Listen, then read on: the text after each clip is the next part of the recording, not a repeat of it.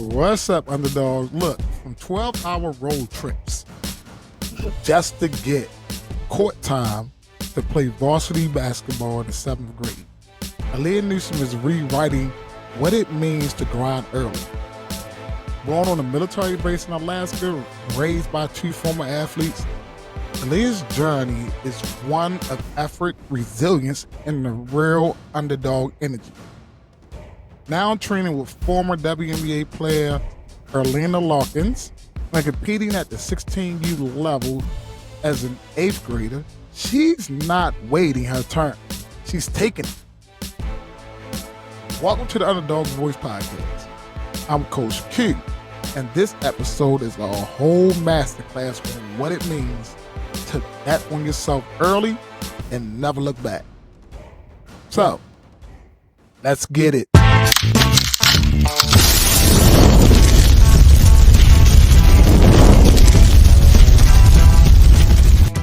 Did I say your name right? Yeah. Okay. I didn't say Erlana's name right? Yes. Okay. My bad, Erlana. Don't get mad at me. I'm sorry. What's going on? How are you doing today, Aliah? I'm good. How are you? I am excellent. So Alaska? Yes. Whoa, what was it like? What was it like? What do you remember about growing up on a military base in Alaska? I remember it being like very cold, and since I played 2 sports down in Alaska, we could only like really play basketball like kind of during like the school time, and that made it like harder to like get reps and stuff to like play basketball and get better and stuff like that. Okay. All right. So what about springtime down there? Was it basketball during that time also? Was it still cold at that time? Most likely like until April or like May, June is when it actually started to like warm up. And by warm, I mean like the 70s and stuff like that. And during springtime, during springtime was mostly time for me to play softball until like the 4th grade when I actually started traveling for basketball. And yeah, during like the springtime, like since like we lived in Alaska, it was just softball time in the spring, and winter time was basketball. Oh, okay. Now, so how did your parents' sports background shape your early love for the game? Well, I mean, since they both played sports, it was kind of like meant for me to like play basketball, and that like influenced me to play basketball more. Cause back in Alaska, my parents were still active a little bit playing basketball, and I used to watch them, and that most likely like inspired me to play basketball, and so I just decided to start playing basketball. Okay. Good. All right. So, what was your first love? Was it soccer? Was it softball? Or was it basketball? Well, my first love was actually basketball from when I was the age of like 3, and I started loving it more when I was like about 5. And then I played 2 sports when I was 5. I played basketball and soccer, but soccer was much harder to play in the wintertime living in Alaska. So yeah, so I just stuck to basketball. And then when I was like about 6 a little bit, that's when I started like playing softball too during the springtime. So when you played soccer in Alaska, did you have to wear coats? I mean, no, not really, because it was only again during like the springtime, but it was still like very cold. So yeah, and there's no place really like to practice soccer in Alaska, so it just wasn't working out. Did you see Russia from Alaska? No. Uh, all right. So, can you walk us through how it felt to be too much for youth leagues at such a young age?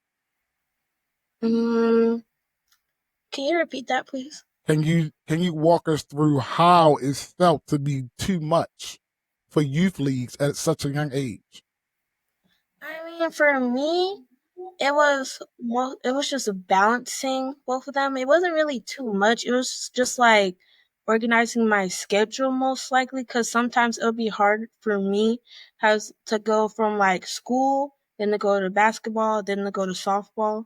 So it was mostly just managing my schedule because sometimes like I wouldn't even know if like I had a basketball game one day Mm-hmm. and it would just be like very hard. But like once I started like organizing like my schedule and stuff and actually knowing what I had, it made it much easier to balance both.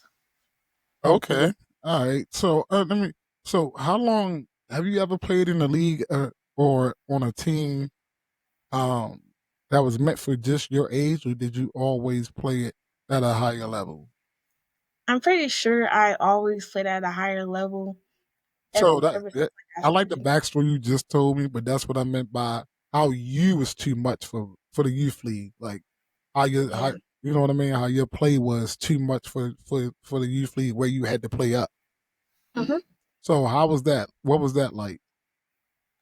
I would say it was very challenging playing in a higher league and stuff Mm, because a lot of the people did not like that I was playing up, and that made it harder for me and my parents. mm, But I mean, I feel like if that's their competition, I feel like they should be playing up, but they like to stick to the rules. mm. But yeah, Oh, anybody wants you to play up. This ain't what you to dominate. Don't worry about that. Play up. Well, I ain't gonna make you better. If you're dominating your age group, it's not gonna make you better. yeah, Like you yes, gotta move up, or you're gonna be stuck. You know what I'm saying? Everybody gonna catch up to you. So you know, if you're a beast and at your age group, move up so you can challenge yourself. yes. Hear that, people? He was bad. He ain't no. I look. Aaliyah didn't, wait to be invited. Like she just said, like she forced her way into the game. Evidently, stick around because up next we're talking about those 12-hour road trips, the sacrifice, and how it all led to varsity minutes at the age of 12. Awesome! All right, Aaliyah, listen. How in the heck did the opportunity come about to play with a team 6 hours away? Did you catch a plane? No, we actually drove 6 hours. It was like right after school. We would just get right on the road and we would probably get there like around 12. And then we would play a game the next day. Or sometimes we would even play a game that night and then play a game the next day. And then right after the game, we would get right back on the road back to Fairbanks. Who was driving? Who was doing all that driving? My mom. I know she was tired. Yes, she was. Dang, me Christmas. So right after school, you had to drive 6 hours away. Mhm. On the icy road too, which made it much more dangerous in the nighttime. So So you telling me it wasn't no tournaments or anything close to where you live? and it wasn't competitive, so it wasn't getting me better. Mm. And yeah, That's sacrifice. Like yep. that is real. I'm proud of your mom. I'm glad she ain't, get injured driving in that snow and in that ice and all that. But that is real big time dedication and sacrifice. Yes. And, you know, you had to work hard.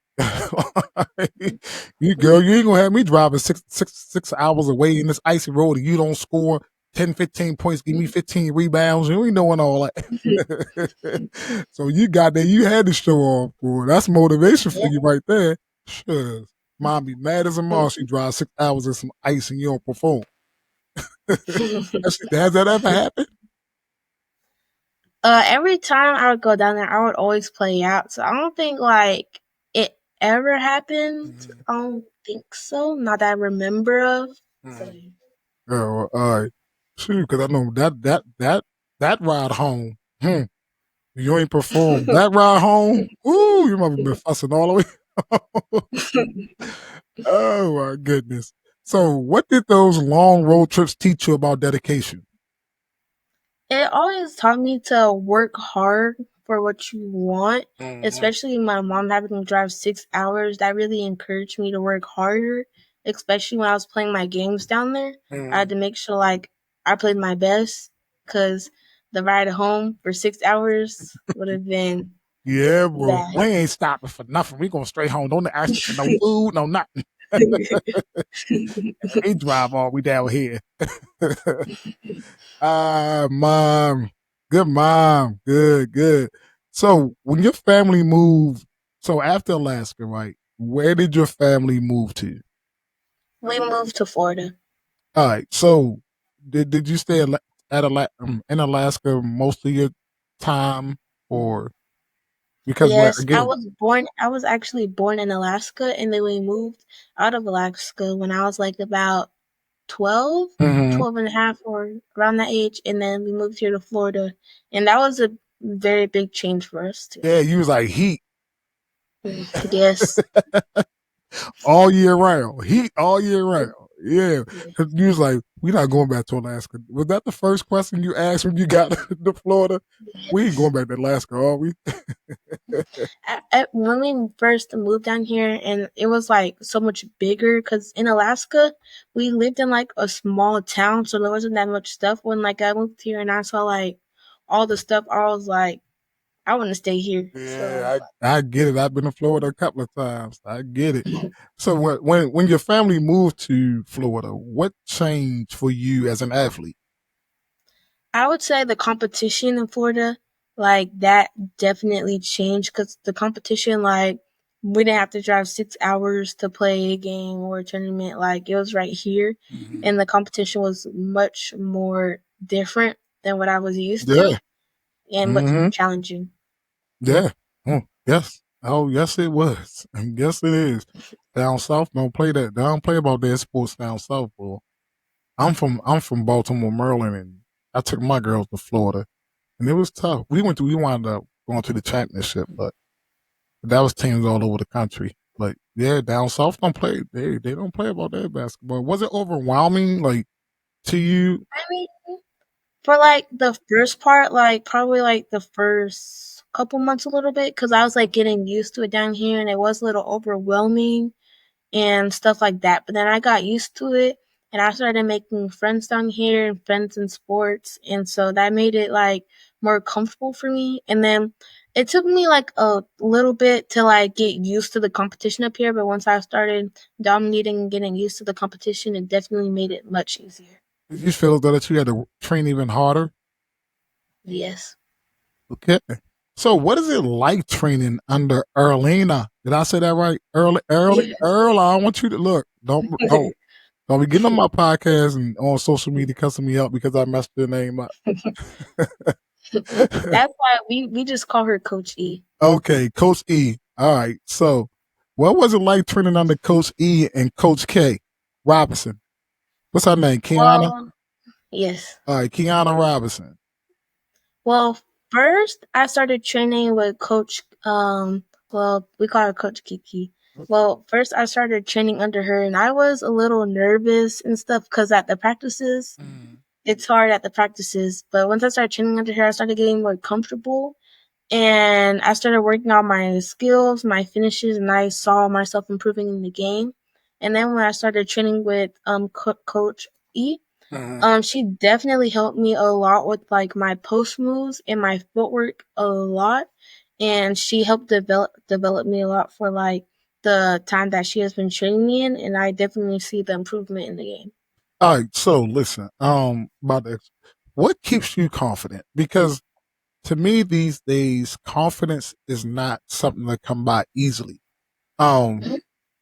I think confidence is a skill now. So for me, I developed a system um, that helps kids with their confidence, leadership, and mindset.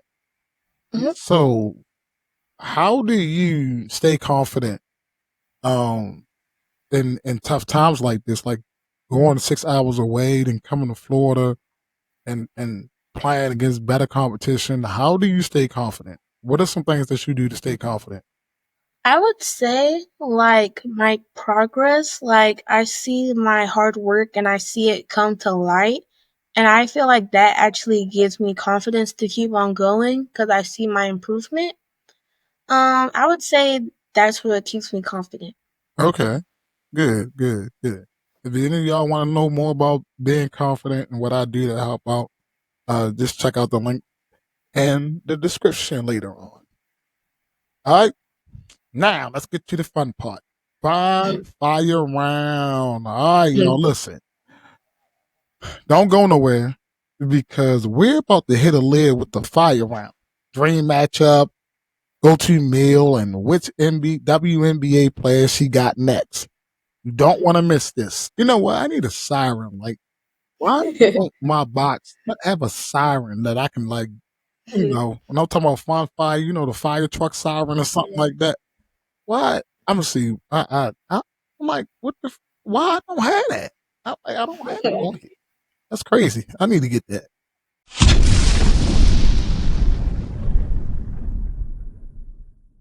All right, fun fire round. Fun fire round. Look, this is like we down by 15 with 2 minutes left. All right, you gotta bring us back. All right, so what is your go-to pregame? Oh, who is your go-to pregame artist? I would say like I would say like Bossman and D-Lo and like rap music and stuff like that. Like mostly Bossman and D-Lo. He's like my pregame artist. He gets me turned up before my game. Oh, which one of his songs you like that you keep on rotation? Like you can hit repeat. I would say Sports Center. I really like that song by him. Everybody's like his new songs like Mo Chicken and stuff like that. Oh, what? But I really like his new song called More Chicken. More. Why do he have a song called More Chicken? Oh my! You know how it go? Yeah, but it's a little. Oh my God! More chicken. Woo! I'm not looking him up. I'm not doing that. All right. Your dream one-on-one matchup, and who are you picking? Dream one-on-one matchup. Dream one-on-one matchup. I would say I would really love to get a chance to go against Aja Wilson. Okay. Definitely. Okay. Like. All right, so you one-on-one with Aja. So if you could pick anybody to be on your team, y'all play 2v2 against somebody, who would be on your team and what other two athletes would you play against? It could be college, it could be WNBA, it could be NBA. I would say to have on my team. I would say like I really like Sabrina Ionescu. I would want her to be on my team because I've been watching her for a very long time. Okay. And I would also say like either Diana Taurasi or like Diana Taurasi. I think so. Yeah. All right. So so if it's you and Sabrina, who would y'all play against? Who would we play against? Yeah. I feel like I would love to see her get matched up with Caitlin Clark. And then I would be going against Aja Wilson. Oh, okay. So Caitlin Clark and Aja Wilson against you and Sabrina. Who winning? Us. Okay. All right. Y'all, look. Hey, Aja. Look, Aja.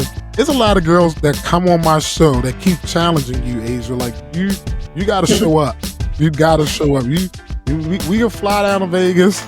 You know what I'm saying? I can bring all them girls that been on my show. And you can take them on one-on-one and give them buckets if you want to. All right, Aja, we need to set that up. We need to set that up because you got a lot of girls that want to take you on. They want the MVP. They want to play against you.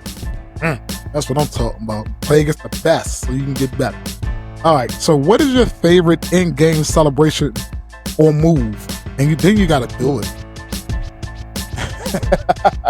You gotta do it too. I don't know, like after I score, I really just wait for like my teammates to hype me up. So I don't really like. I would probably like after I get fouled, I'll hit one of these, or like, Okay. or like I don't know, something like that. Oh, okay. All right.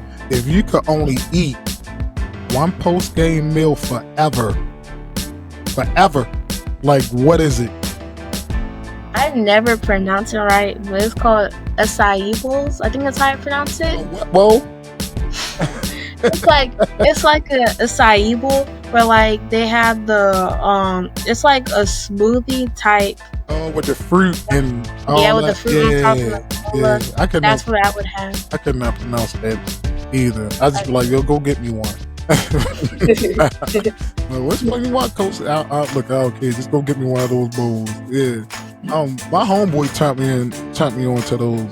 He just came out because I used to coach his daughter, so he came to the game with one of those before, and I'm like, oh, where you get that from? He's like, I'll bring you one next time. He brought me one, and it takes a long time to eat those.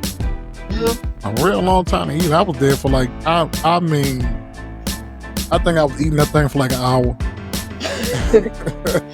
I really did. So, what sport would you dominate if it wasn't basketball?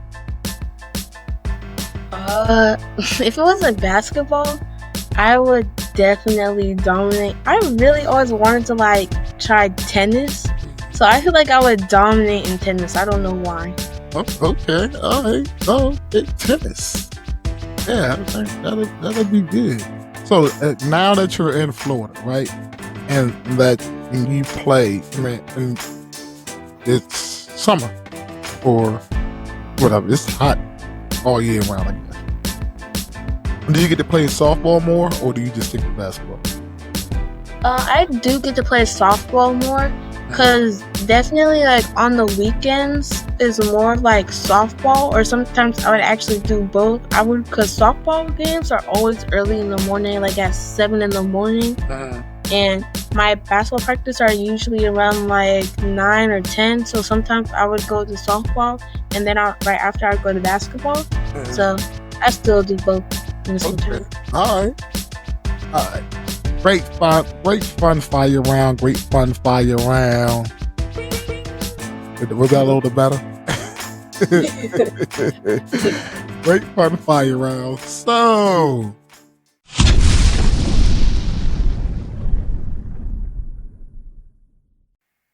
let's talk about the question I always ask my guests, because this is the Underdawgs Voice podcast, so I always ask my guests this. This is my signature thing. What does being an underdog means to you? Well, I would say being an underdog means like overcoming like complications or like problems and never letting it get to you, and continuing to like be yourself and continue to working hard even when nobody's looking and stuff like that. Oh, I'll say that's what underdog. I love that answer. I love that answer. Thank you for that again. I love that answer. So, how do you lead with confidence, even when you're the youngest, than your teammates? I would say even though I'm the youngest, I still feel like all the girls, like they're all like my family. So I would say like how I lead, like of course I'm the youngest, so sometimes people think like they won't listen to me or stuff like that, but they all still listen to me, so they all still understand what I'm saying. So I feel like that's a way how I lead, and sometimes even when the girls get down, I continue to encourage them, and yeah, I feel like that's how I lead. There's no age on leadership. Yes. Leadership is a mentality. It's no age on leadership. You can be the youngest in the room and lead. You can be the oldest in the room and lead. There's no age on leadership. As long as you know how to lead by example. If you do that, no matter what age you are, people will follow you. Got it? Got it. So again, that's one thing that I teach in my online courses is how to be a leader. No matter what age you are, on and off the court. All right. So, what would you say to other young athletes who feel overlooked? I would tell them to keep on working and keep on hustling because your work that's in the dark will come to light.